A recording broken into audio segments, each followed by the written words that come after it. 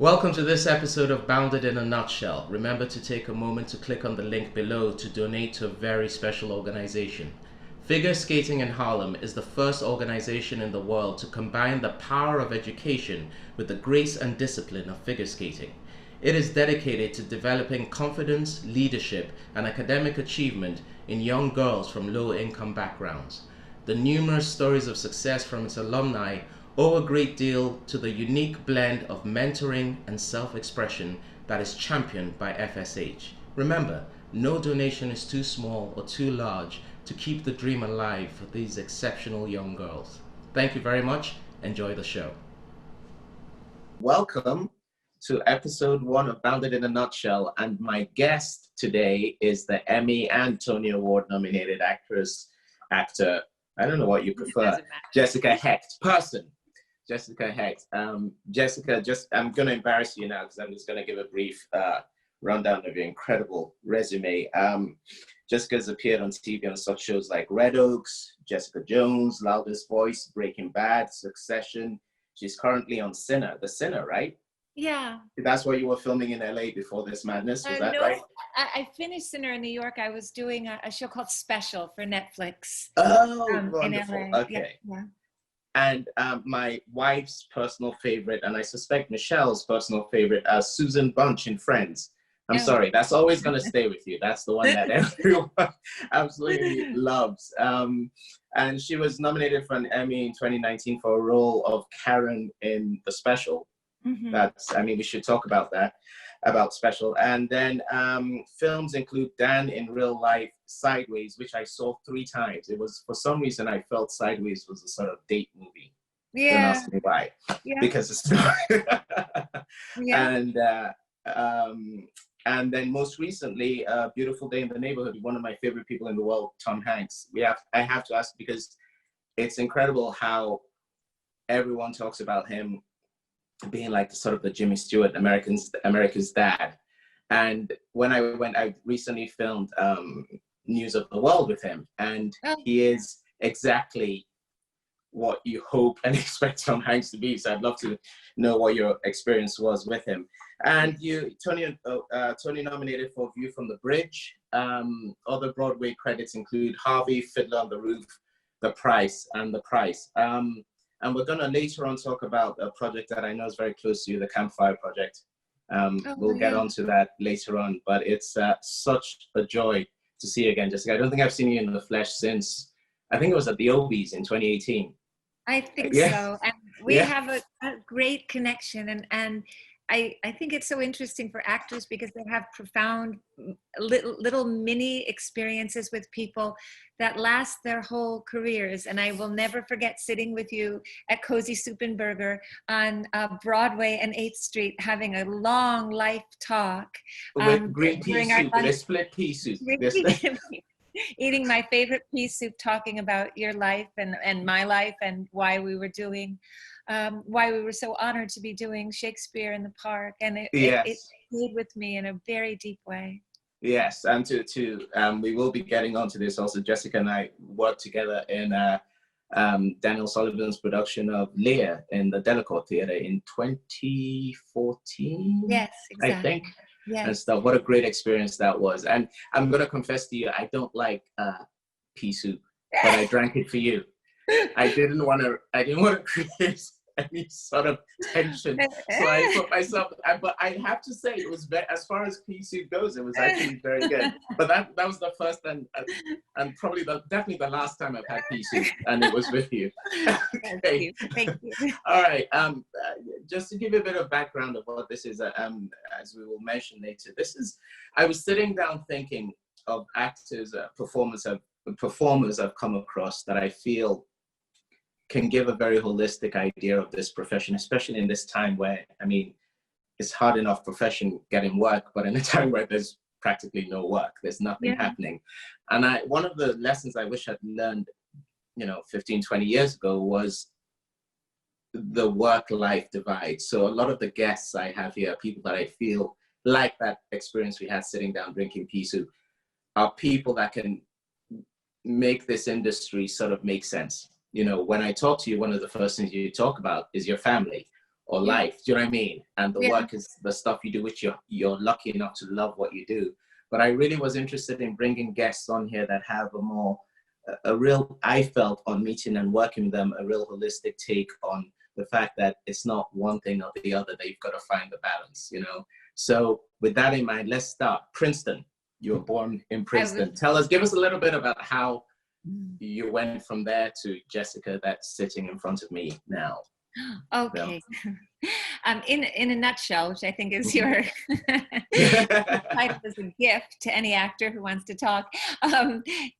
You know, I was born in Princeton, but only lived there for a very short time. My dad was doing work there as a physicist, and I actually grew up in rural Connecticut, and didn't find acting until I was in high school. I was a big part of just a Jewish religious community, and decided to do some basic acting stuff at my synagogue and in the Jewish community center, and then was unsure of what I wanted to do until I started college, and had this and I went to Connecticut College for just over a year, and had this incredible experience with a professor teaching Shakespeare. I definitely was not a kid that was dancing on the living room table, and you know, I was really unsure of myself, and then went into this class in which this quite famous actor named Morris Karnofsky, who was a member of the group theater.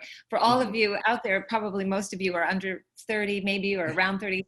Please tell me that you know who the group theater is. And that was a very formative experience with this older teacher who connected me to acting through Shakespeare, through hearing this language, and then told me I was very dark at that period of my life, and very depressed teenager. And he said, maybe you should study acting in New York. And I asked my parents, and they let me audition for NYU. And he had advised that I go study with Stella Adler. That was the only other member of the group theater for whom he had real respect. And so I very fortunately was able to audition and go to NYU and transfer schools, and that was the start. And I loved studying acting. I found that experience life-changing, just the structure of studying acting. And I teach acting now, and I feel like it is such a worthy thing to study for everybody. Obviously, everybody out there is of the same mindset. And I was really influenced. I think early in my career, I was very lucky and got to do from a teacher at NYU, Daniel Swee, who was teaching a little. Daniel Swee, yes. Casting, used to be cast at the Lincoln Center, right, Daniel? Yes, he still is. At that time, he was a casting director for Playwrights Horizons. And all these artistic directors that you know of now, and casting directors, they sort of swapped. Many of them were at other theaters. So Andre Bishop, who runs Lincoln Center, was then at Playwrights Horizons. And anyway, they were guest teachers of mine, and very fortuitously, Daniel Swee allowed me to audition for the Heidi Chronicles, which was then the big play. It was the Pulitzer Prize-winning play at that time. And the national tour, and I got the part of the understudy for all the women. Anyone who knows that play means they know there's like, I think 15 or 16 female characters that are played by 6 women, and I got to understudy all those characters, and got this big job pretty soon after school on the road, and that was very formative, and got to come to Los Angeles because of that, and that was sort of the start. And that so it was sort of like almost like textbook for you, you know, you sort of like went to train, met all these people, and I mean, because I think there's growing more and more of a disconnect with that sort of, shall we say, traditional way of doing things, of apprenticing, and then, you know, the ladder and stuff. It's sort of like that's sort of disappearing a bit, like the middle class in America is. So it's the whole sort of idea of like, you meet people, you make connections, you do your gritty stuff, you apprentice, someone remembers you and pulls you up, and you know, I mean, that's sort of, I don't know, I just feel it's a tradition that seems almost seeming more and more archaic. I don't know. I think you're so right. That's a superb question, and I know for everybody watching, there is a lot of frustration that doesn't exist anymore. And I recognize that. I think what happened was when I was studying acting, there was an idea that you could be in a company for years, and it was just at the very tail end of that ambition being a possibility. So you could go to the Guthrie, or you could go anywhere, and that would be remarkable. And so yes, that doesn't exist also because theater doesn't exist in the same way. Yeah. But can you talk a bit about that, Yes, I just wanted to absolutely, I did want to say though, what does still exist is relationships to writers. And that has been a gift to me that I always tell my students and just young actors speaking with me, what you have to do is make relationships with writers. They're the reason, actually playwrights are the reason I'm working now in television so much. So I'll sort of talk about that whole trajectory, but your question about I think you were wondering what my relationship is to theater now and how it works. Is that sort of? So I had the tremendous fortune of doing mostly plays for sort of the meat of my career when I was in my 40s. That's really what I did because I have two children that are now 19 and 20, and during, or almost 19 and 20, and during that sort of time when they were young, I lived in New York City and did enough television to kind of keep my insurance and keep my presence. But I basically did 2 to 3 plays a year, and then did guest spots on things. And I met all these different writers, and I really almost never said no to a reading or to a development workshop. My whole mantra was just to try to be in the room with as many people as possible. And I didn't have, it's not that I didn't have standards, but I didn't have if I didn't have a real reason to say no to something, I would try to stick with it because it's about relationships that carry you through. And I mean, for better or worse, I will also say that I was like a good student, and that's a whole nother discussion. because you don't always want to just be the good student, the one that like kind of is trying to make it easy on the director and easy on the writer and try to deliver, because sometimes really interesting work comes out of not being the good student. But I think in terms of having longevity in this day and age, when there's so much conflict, being a good student is actually great advice. And to translate that onto the stage, I often find it often boggles my mind when a suggestion is thrown at you and the first instinct is to not do it, as opposed to do it and then see where, even if you don't like it, at least they will see that it doesn't work. Do you know what I mean? I often find that, isn't that the best thing to do, is to try, because like you say, some of the flip side of what you said is that some of the best moments I've found on stage have gone completely different to those wonderful moments I have at home imagining how the scene's going to go. Is when someone has thrown me a curveball and you've tried it, and I wonder whether that's what you mean by being a good student, is like being a bit open, about things, Yes, this is sorry, you're so intuitive. This is a great point. And my husband is quite an accomplished television director. And I will tell you honestly, the idea of saying no to a suggestion lands you in such a pit of misery, because then you have to be so certain that what you want to do works for the production. And we often say no because we perceive we have a very strong emotional reason for things going one way, but you don't understand, no one can understand how the storytelling works unless it's put together. So you're absolutely right. Absolutely. And being a good student is really being open to direction. That's it. Yeah. So I think in terms of like strategizing a career, it's saying yes to anything, because practice is also what an actor needs to do. If you clock how much a musician works, right? How much a musician scales, arpeggios, the practicing.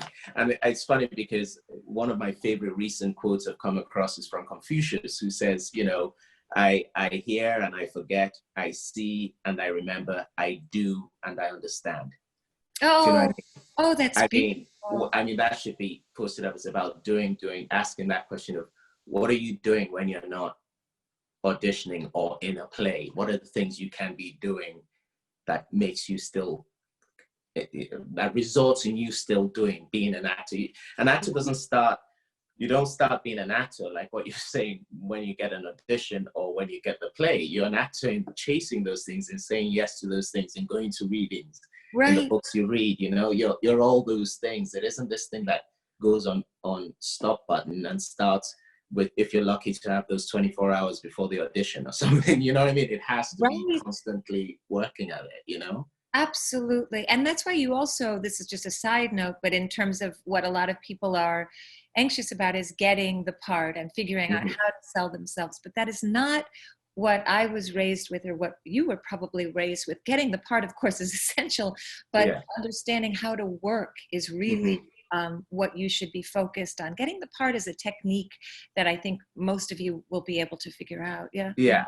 So on that, let me make this transition of getting the part to, clearly, as you were saying, there was a moment when you did theater, you were saying when your kids were younger in New York and stuff, and then there's a shift, because I know a lot of people watching this, I mean, certainly with me, my coming over to the States from London, where I was steeped in theater, was to make this transition, as they call it, into more film and television. So tell me a little bit about that relationship for you as a thespian and molding it into the TV to have given us these great characters that we all sort of really love, you know?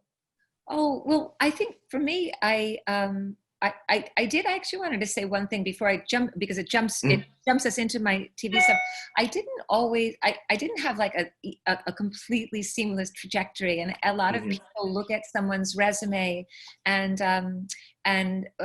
don't quite recognize the parts of the periods of time where they were really struggling. And so I want to say that I was very fortunate and did the Heidi Chronicles. And my first job out of school was actually a production of Midsummer Night's Dream that Julie Taymor directed so long ago, one of her early, the genesis of her ideas about Midsummer.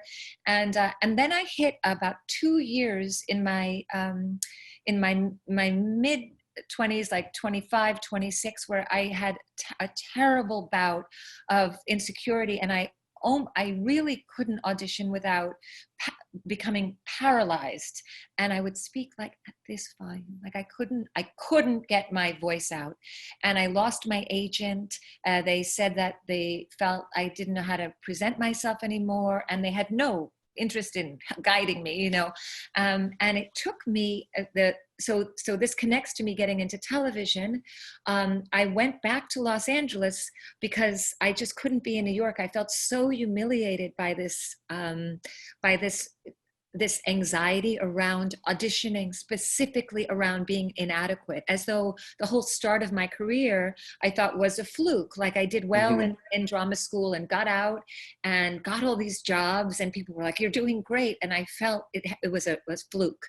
And so I went to LA just sort of to escape that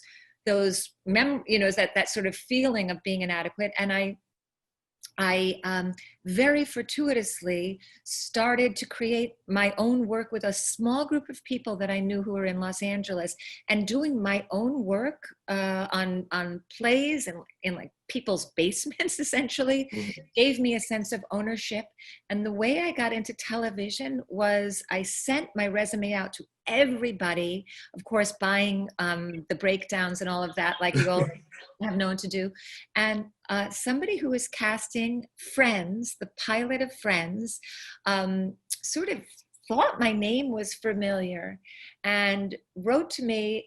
I had a connection through an agent, wrote to me through this agent that was sort of freelancing with me, and said, "Would you ask this girl if she grew up in this small town in Connecticut where there were no one else was in the entertainment business from my town?" And I said, "Yes, that is me." And they called and said, "You can come in and audition." There was this part that they weren't sure the deal was going to go through. So that was Courtney Cox's part, of course. Oh, wow. And then they said, there's this part of this lesbian character that, and at that point I sort of looked essentially, I mean, put myself together in essentially the same way. Like I you know, had long hair and I didn't wear a lot of makeup and I sort of dressed, you know, slightly retro. And I went in like that and they said, "Oh, that's perfect." Like, that's our idea of a Yeah. lesbian. That was absurd. Absolutely ridiculous. But anyway, and I was in the company of people that this woman that I had grown up with, and it was all fluky and exactly what had made me sort of feel so inadequate in other rooms in New York where I didn't know how to put myself together was this character that they couldn't find, this person who was slightly awkward because of her sort of sexual identity being, and she was kind of fighting against that. And I represented exactly in that moment what they thought they wanted. So it was this perfect match of where I was at with my life and what they were looking for. And that is the way I got the part on Friends, and I think sort of recognized in my heart of hearts that something I thought was an inadequacy was actually a virtue for someone else. And I spin back to that at times when I have felt like really low and thought, what do I have to contribute? It's often these things that we're grappling with that are our essence that you don't feel good about could perhaps be something that would make a part really work. And that has repeated. My first Broadway show was also that, this character in The Last Night of Ballyhoo, which was somebody who didn't belong and didn't connect. And I sort of was able to hone that sense of what that was, because that was in a way where I was existing at that moment also when I auditioned for that part. Yeah. So I to take on that, because I have found weirdly in life some of the, if we can use the word, biggest gigs, the phrase, have sometimes been the easiest to get, in that it's the least effort, it's the path of least whatever, that somewhere there is a connection between the part and you, and you're it. I mean, as my dad says, you know, what is yours is yours. Is that sort of sense that everything that, like you say, had been going against you and seemingly going against you is exactly what you got you the role in Friends, which is one of your signature roles right now. So I just wonder the sort of advice, how that advice can be codified and given to young, because you try so hard to get the role, and sometimes you're never going to get the role no matter what. And sometimes you go into that room. I've had auditions where I've gone into the room and my relationship with the public, to this day, Heidi Griffiths, who's going to be one of my guests, you know, casting director of the public, will say that it isn't true, but I'm pretty certain that my first ever audition for the public, which got me Anthony and Cleopatra, which started my journey in New York, with Terrell, Alvin McCraney, I'm pretty certain was an awful audition. Where I do you know what I mean? It's weird because I just moved to New York. The comfort zone was gone. And some of those things you're saying, where I was going to some auditions and off breath, off whatever, just not me, not delivering. And I'm pretty certain it was an awful audition. And I will stand by that. But yet, if they've decided there's something you have, you're going to get that regardless of what. And just as you can go and have the best audition of your life and never nail it, you know? So I just wonder whether there's a way you can codify all this rambling I just gave about that. So actors about giving themselves a break, you know what I mean? You know? That's a wonder. I love when actors tell the kind of stories that you're telling. First of all, it's so reassuring. And because we all go through it, and the idea that people are in some way impervious to this kind of you know, in feelings of inadequacy and really not doing well in an audition, we all go through the same thing. So my advice is a couple of things. One is that in the process of trying to audition better or trying to feel better about your work, you should be trying to find a way to at least own the audition or the way in which you work on things in as genuine a manner as possible. For years, I thought about what I thought they wanted, what this character should sound like. If this character was on TV, who would it sound like? What would it be like? But in reality, it's you it's coming from.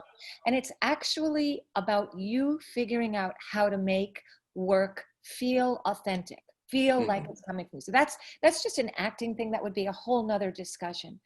But I want to say a couple things about auditions as well. very few people remember your auditions. And Heidi will talk about this, and please ask her. There are very few. I will make a note of that, yes.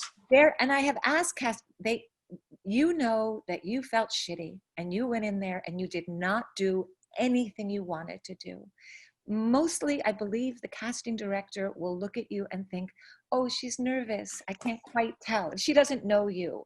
Mm-hmm. He's nervous, or he's having a hard day, or there's a myriad of things the casting director will first think, and very rarely will they think they're not a good actor. They understand that there is a disconnect between going into that room and trying to get a part. And that's a whole journey to be in your body when you walk in. But I want to let that go.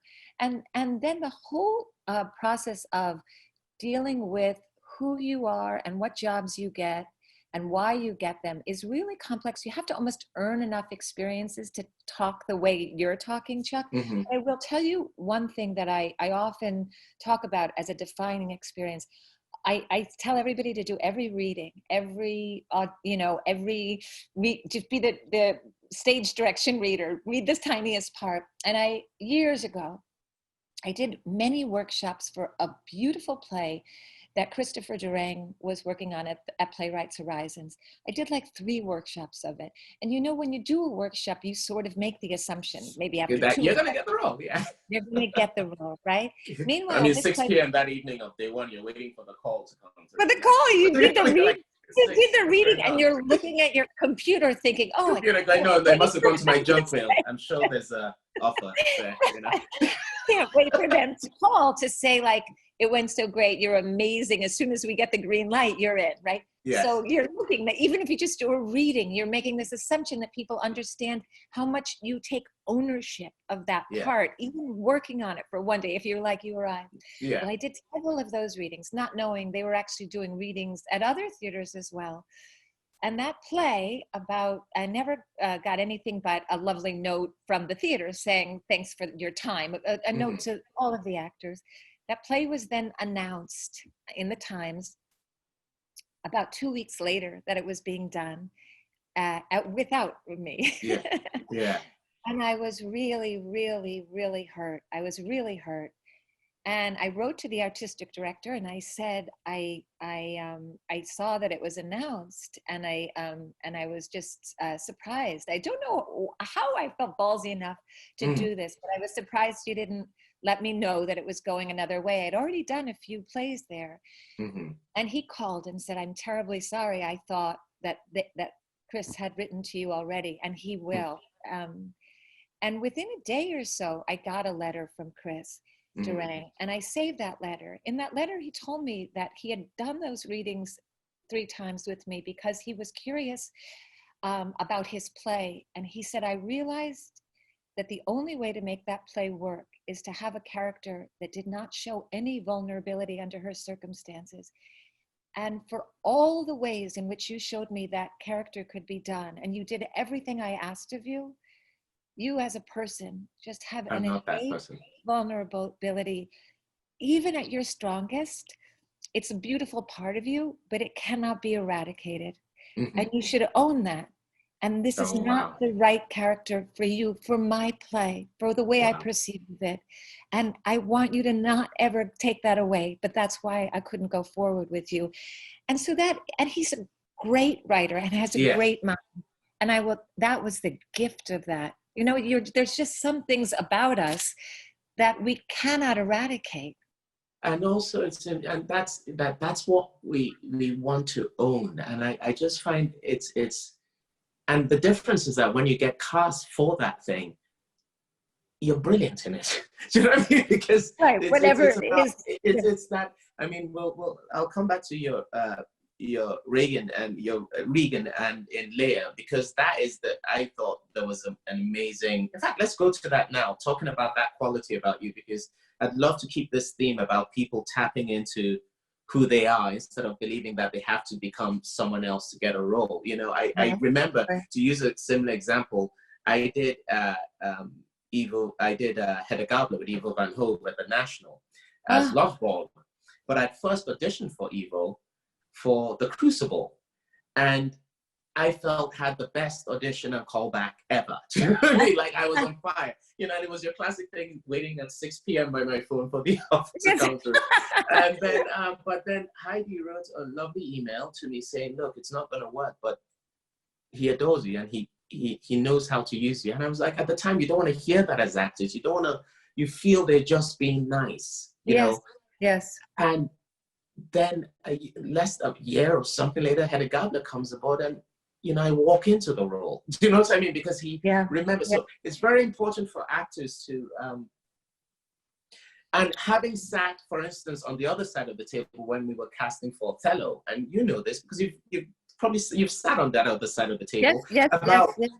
I remember the day I sat in and we were seeing all the finalists for Emilia and the finalists for Desdemona's, and 6 of each came in. And I'm not lying to you that any one of those 6 could have done the role and been a different version and their take on it, and would have been brilliant in their take of it. At the end of the day, a decision had to be made a bit like Christopher did for you, what I feel this character has to be, and I'll go with that version. And I just wish there were a way, because I suffer from it. I don't book something, usually the ones you really want, and I go away and think, what did I miss out?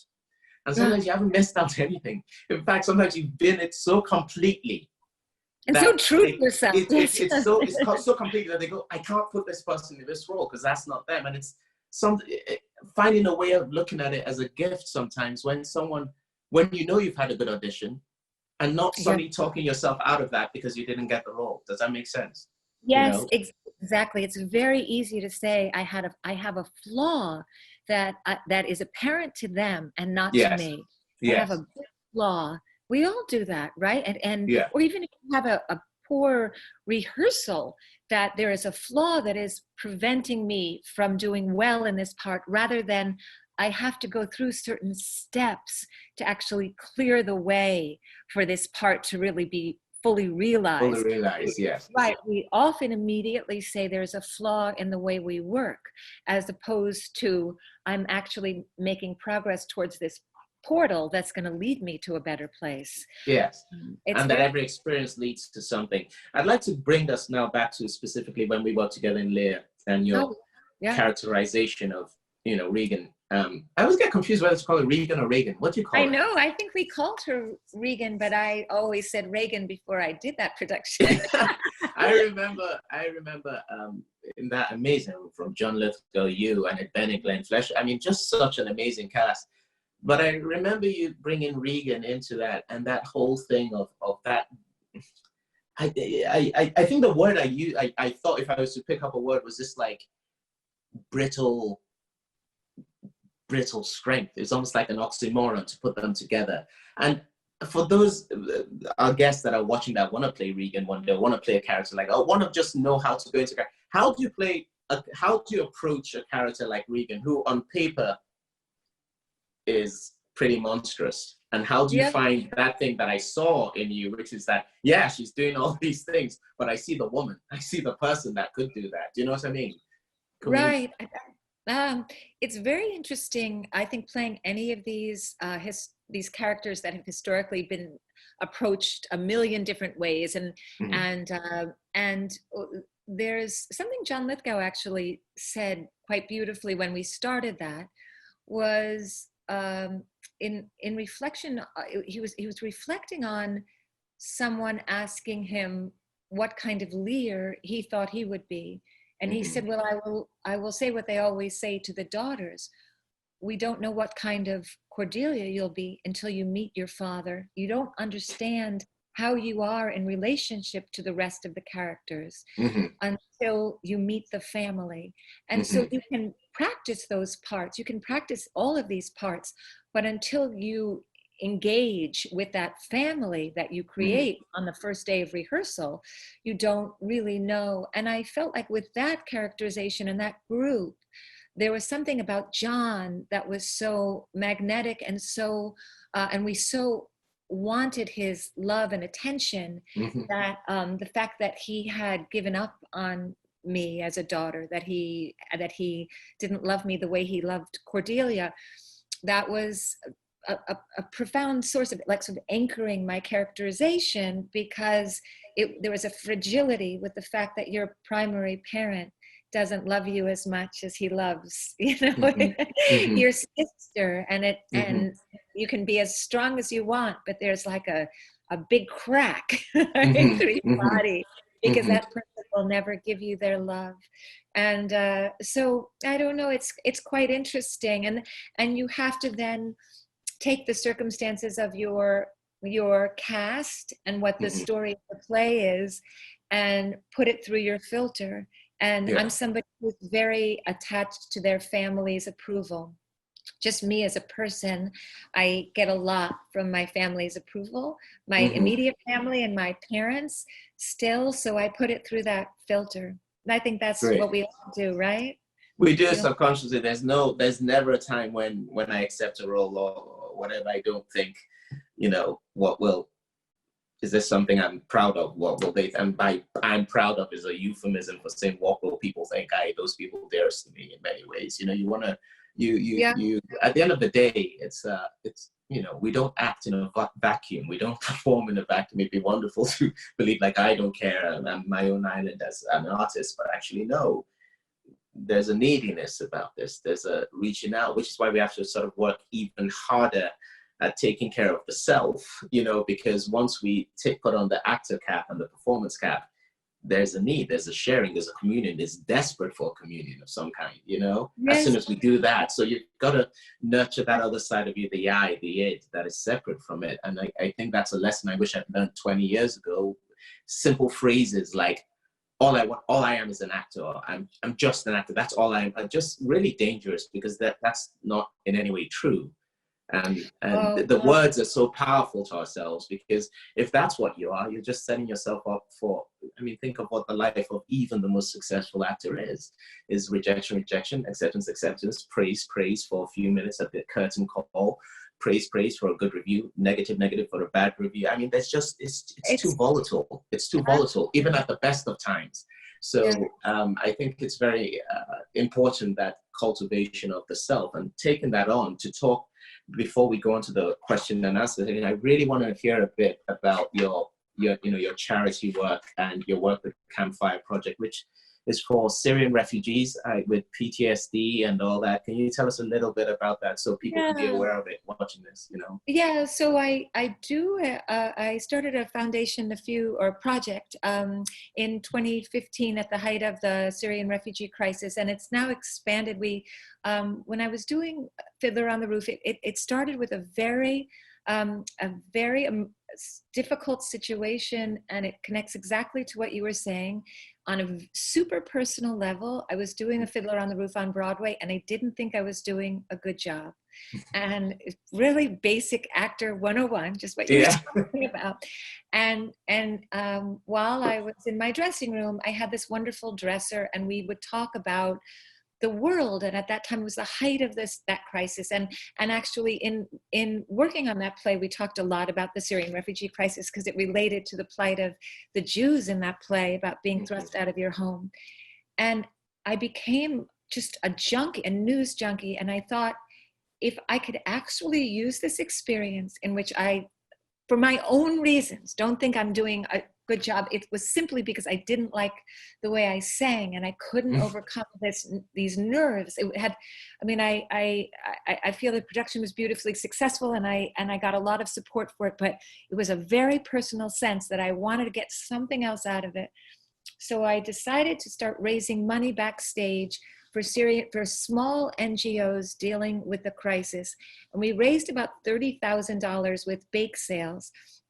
And by the end of that experience, I had researched small NGOs in Greece, and I wanted to then do a play with them, because in talking to people about detention centers and refugee camps, I realized that during the Holocaust, Jews had actually done plays. My cousin, who was in a camp, did plays with other with other inmates, with other. I can't believe I'm forgetting with other. It's not inmates. It's horrifying that I cannot think of the word of people being held in the camps. You know? Detainees. Excuse me. Yeah. Excuse me. Let's generalize. I wish I wish your speakers were on. But anyway, and the idea of coming together to tell a story, even under horrific circumstances, is a very human desire. So when I was done with that play, I started to put it into works, and we went with the magnificent director Erin Arbus and 20 other. Oh, I love Erin. Yes. I know she loves you. She loves. I know her. We went to. I connected us through a lawyer, through my friend Mark Ruffalo, who does a lot of humanitarian work. I mean, this is obviously not a new idea for an actor to do humanitarian work, but Mark connected me to a lawyer at this one camp, and we went and brought half the team spoke Arabic, and we did an Arabic and English production of The Tempest that was completely abridged. And of course, it's because it's a story of a shipwreck gone awry, and this and the search for hope amidst horrible chaos. And the search for a new home, and whether in hospitability of a certain place and all that is a perfect place for that. And I think for what you brought to them, also the magic of the play, that the magic. There's the one that will be sort of thrust in their direction, and they'll be accepted, and it'll be all right, and you can start again, and you can break that stick. Find love and all of Yes. So there was a million reasons that play was magnificent for them, and that was our first visit. We've now been there 4 times, and the camp has gone from being primarily an Arabic-speaking camp, then it became primarily French-speaking camp. This is just the wave of immigration and the waves of war. It became last year primarily French speaking because it was mostly African residents fleeing from the Congo, and now it is primarily Farsi speaking. And we have gone each time, and now in this crisis where we cannot travel, we're sending videos, and it's all wellness-based. It's wellness-based theater programming. So we do everything from teaching drumming and stilt walking to doing text work in Shakespeare or writing poetry. And now we're going to go to, in this year when we can travel again, we'll go to El Paso and Juarez and work in English and Spanish with kids, teenagers, and women that are being detained at our own borders. Because of course, suddenly you all feel like our own country needs this work. Needs this therapy. It's not something that's ancient. Jessica, look, I could talk to you for ages, even with pea soup or not, but I have to now open the session to some questions that are coming. Michelle, my producer, Michelle, who's been fielding questions, are you on there? Yeah, I'm here. Do you think you could ask a couple of, on behalf of a couple of people, a couple of the interesting questions you have there? I'll start with one first. This is from Gopal, who I did the Low Road with, a lovely actor. And he says, for you, Jessica, you've had such a layered, affecting character as Gretchen on Breaking Bad. Your relationship with Walter moves through different time periods. Unlike the theater, with TV, you don't have the luxury and time to prepare and build relationships. How do you prepare for all these moments before going on set in creating a truthful, complex dynamic with Bryan Cranston? Oh, well, a big part and of that. Also the wonderful Adam Godley, who's a phenomenal actor who played your husband. I mean, oh my God. Adam is I'm going to try and get Adam on this show because I know him from London. It'd be great to have him. He's great. Please do. Please. He's wonderful. It has to do with those guys, really. Bryan is the easiest person to act with. I mean, truly, he gives you so much. And so there is very little effort. If you are precise with what you're saying, and with the thing about working with a great actor, I think on that level, or Adam as well, there has to be a clarity of purpose. And so when you arrive there, to not, in my mind, to not ask a million questions right away. This was my practice with those guys, and I think it follows with any great actor. You just come in prepared in a very clear and simple way. Your task is actually just to listen to them, and I know how hard that sounds, but I I think that the more you talk when you're with somebody that is that great an actor, the more you confuse things for yourself. Mm-hmm. And it's about just staying very, very calm and focused on them. And it allows so much reverberation between the two of you. Right. And that's the biggest challenge.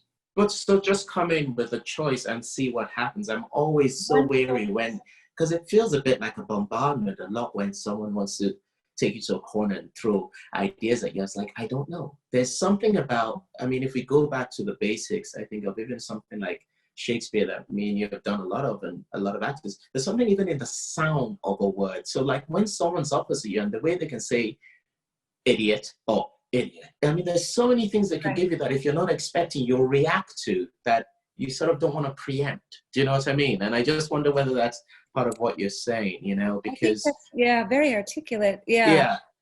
You don't want to preempt just the reception of and it goes back to the very most simple things, you know, like in a great scene, you say, we have this big fight coming up about our history, but that is not something we really can talk about in advance. I'm just here to have lunch with you. Just try to simplify it to, I'm trying to get through our lunch and we'll see what happens. Anyway, and you throw have me all the curveballs you want and that'll be great. Okay, Michelle, do you have one live? Yeah, I can go ahead and ask one live. Let's see, one of the questions here we got was about, you know, not having gone to do an NYU or MFA kind of expensive program, and how is that okay? And if you haven't trained, if you've trained with like a lot of other actors and taken classes, but is the not having a degree a big problem? The not having a degree is not a big problem. I mean, Chuck obviously studied economics, and I will many times reference myself back to that conversation that he studied economics, partially for his father, probably, and for fascination. And I will tell you that if you are on a set now and you have a choice between talking to somebody who studied economics or was a farmer in Illinois and didn't try acting until somebody, you know, gave them a short film to do, I would much rather speak to the farmer or the economics major than somebody who went to NYU. I have to say, it's actually to your benefit to study something else or to come from something else. And my husband constantly comes home from days working with very famous actors, and the best conversation he's had is with someone who is an EMT worker and is now playing, you know, who just gave it all up and said, let me try. And that's, you know, I highly credit somebody who did not study acting with trying to have a career now. Taking acting class is another thing. I really feel like people studying plays as a way of understanding how text works is a prerequisite. Just knowing how plays work is, I think, a foundation for understanding how to be a storyteller, which is, of course, what we do. Yeah. That's great. Here's one from Diane, and she asks, when you find yourself getting lost in a monologue or doubting yourself, how do you ground yourself? And we've all had that feeling, like in the middle of an audition or monologue, you can literally hear your voice saying, and you want to just tell yourself to shut up. How do you know how, I mean, you were like therapy for me. You were a therapy for me, because I always think it's only me that gets that. Oh God, there are times where I'm hearing my voice and I'm like, just please, just let's end this. Let me leave. Let me just end this for everyone. And you know, you start then, and it's hard to come out of it. But how do you, you know? The really primary way to come out of that is to find a place to breathe, and it is to actually get like a full breath or two into your lungs. That is the only way to change your thought. I think it's physiologically proven. It's almost impossible to shift if you don't actually breathe. And usually when you are having those racing thoughts, your breaths are so shallow that it's physically impossible to get yourself out of it. So it's like practicing breathing. And that enough times that we rehearse and go through that experience while you're like with a director and they're giving you a direction that you aren't quite taking right, you have many ways to practice this. but certainly at my stage, I've had many long performances, though, where Chuck is talking about the same thing, where you have done a play 50 times and suddenly you're having a hard night, you're really tired, or something gets you off, you're nervous, somebody you find out at the last minute, which is a classic thing for me, that somebody is in the audience, and I get very nervous. I hate knowing who's there. And you're in a moment where you just hate yourself. You have to try to take a breath. It can be performance changing. And I'm not so much in a performance, but certainly in an audition room. It's all right if you say, can I just start that again? And just take a breath and do it. I mean, you haven't blown again, it's coming back to what you say. It's not about the audition. It's about you. They're deciding you. So going into a room and you've started all wrong, and having the presence of mind to just say, I think I want to start that again. I don't think that's just not a problem, because it's not about going in beginning, middle, and end and nailing everything. It's going in there and owning that space for however minutes you have, right? Yes. And taking that time to, and I would think a bit like, you know, you were saying, is that if I'm sitting on the other end of the desk and someone comes in and starts all wrong, and we all know it's not quite, and they take a minute, then give me them. I mean, and that's what a rehearsal room is like. I'm like, oh, I can rehearse with this person. You know what I mean? You know, it's, absolutely. Yeah. I am a complete believer in taking control. I completely agree with you. Yeah. Yeah. Even Brian Cranston, I think, famously said about, you know, auditions are a way of, I believe it was him that said of showing the work you've done, extending the work you've done, not giving the performance. You know what I mean? It's like, this is the work I've been working on. You know. Yeah. Here's another good question from Vince Ryan, and he asks, what is the first thing you do when you receive a script? Oh, the first thing I do when I receive a script is read it out loud, the whole thing. I read the whole thing out loud. And I find then when I'm preparing a script. You don't count your lines or anything like Well, I do, of course. Look into the center. Who doesn't? You're like, you're like, okay. You have the script and say, do I have good scenes? Like, are there actual scenes, or are these just a smattering? Is it a smattering? I remember my first ever film was a thriller horror exam, and I was the only black guy in it. So I was trying to find a way they kill me off. You know, and after I got past page 10, I was like, okay, page 10, I was like, oh my God, this is a big one. Page 30, I was like, oh wait, I'm right there to the I was looking, I was like, because I'm gonna die, you know, but hey. But anyway, go on. Back the fact that you make it through. Yeah. You read it through out loud. Why out loud?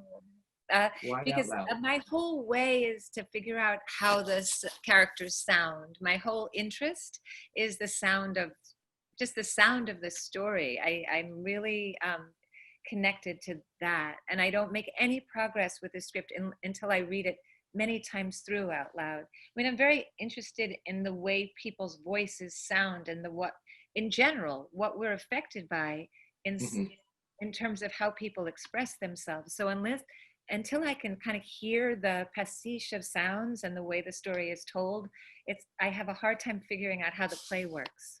For all the characters, but of course mine. He has what advice would you give to stage actors, technique-wise, in trying to transition from work from stage to film? That's a big one. Yeah. I'm still trying to figure that out. Yeah, right. Yeah, and how to not interpret this direction you get as a film actor as being bad things you do, as a sort of embarrassing. So when they say to you as a film actor, you can speak a little, take it down a little. Yeah, it's okay. Take it down. You're like, oh my God, how embarrassing. Yeah.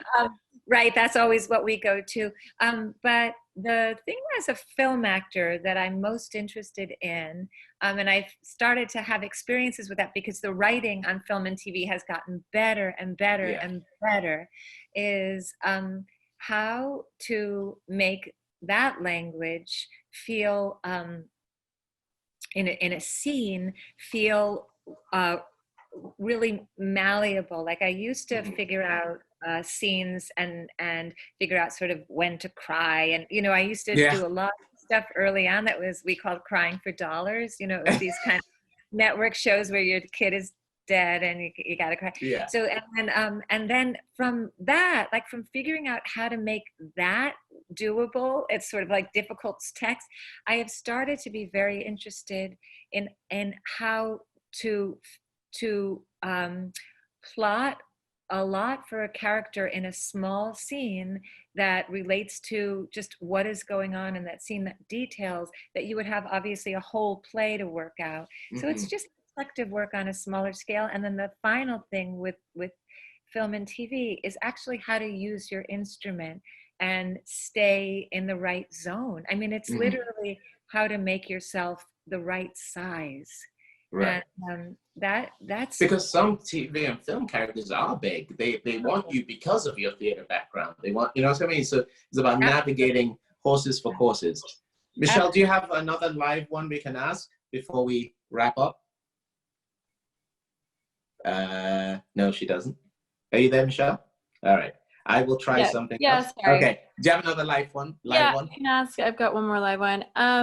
So this question is from Crash. It says, how much of being a whole actor is not only learning craft, but learning who you are as a person, a lover, a grocery store clerk, a son, etc.?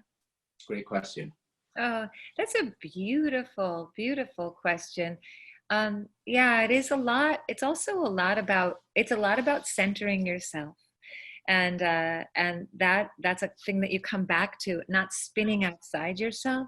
So I think identifying who you are and what means a lot to you is really valuable. I'm very, as I said before, I'm very preoccupied with family and being somebody who maybe you wouldn't only identify as an actor. That's really interesting to me. So I center myself on a set around like just talking to people about very pedestrian or more pedestrian stuff, education or where they've traveled to or what their kids do.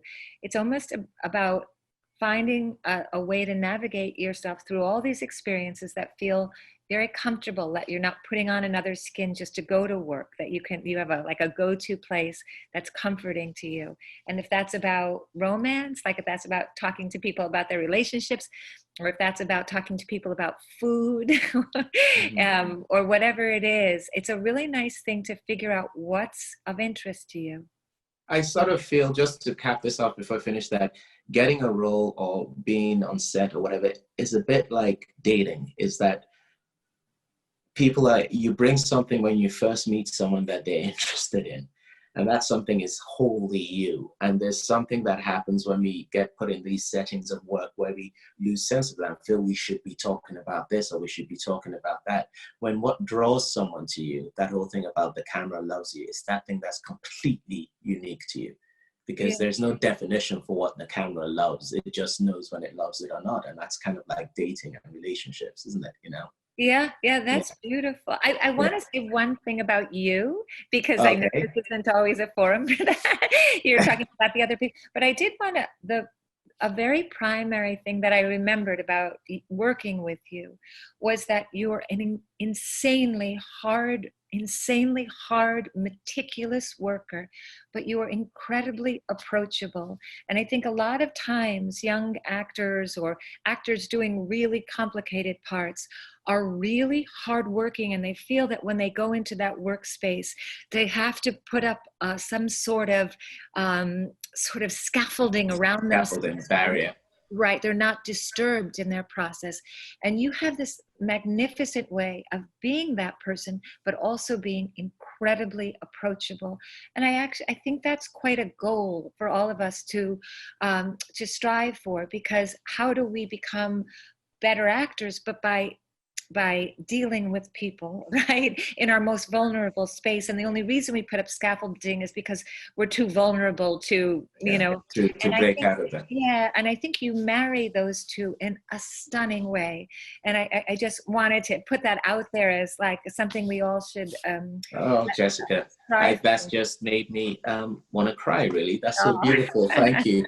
Jessica Hecht, thank you so much. Jessica will be leading our masterclass this Thursday between 2 and 4. So please join. It's clear you're going to learn so much from her. Oh, Also, just to stress again, her wonderful charity, the Campfire Project, check it out. It's amazing work that she's doing with them.